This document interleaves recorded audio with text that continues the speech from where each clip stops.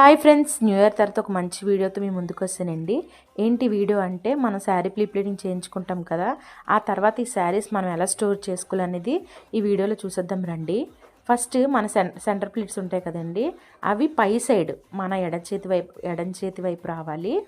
కుడి చేతి వైపు కింద ప్లీట్స్ అనేది రావాలండి. ఇది మనం మంచం మీదనే పెట్టి చేసుకోవచ్చు, టేబులే అవసరం లేదు. ఒకవేళ మంచం మీద పెట్టి చేయాలి అనుకుంటే మీకు ఆ వీడియో కూడా కావాలంటే కంపల్సరీగా కామెంట్ చేసేయండి, నేను ఆ వీడియో కూడా తీస్తాను.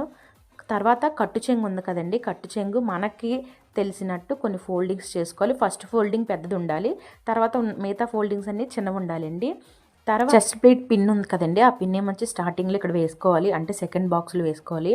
వేసుకున్న తర్వాత అది కొంచెం జానెడు ముందుకు జరిపి కొంచెం బరువు పెట్టుకోవాలండి. బరువు పెట్టుకున్న తర్వాత మిగతా వేస్ట్ పార్ట్ ఉంటుంది కదండి, అదంతా డబుల్ ఫోల్డ్ చేసుకొని ఆ బాక్స్ లోపలే వేసుకోవాలి. ఇప్పుడు ఇది 3 ఫోల్డింగ్స్ చేసుకోవాలి. ఫస్ట్, సెకండ్, థర్డ్ చేసుకుని లాస్ట్లోని ఇది రివర్స్ చేయాలండి. చూడండి మళ్ళీ ఎలా చేస్తున్నానో, ఇలా రివర్స్ చేసుకుంటే బాక్స్ ఫోల్డింగ్ సింపుల్గా అయిపోద్దండి.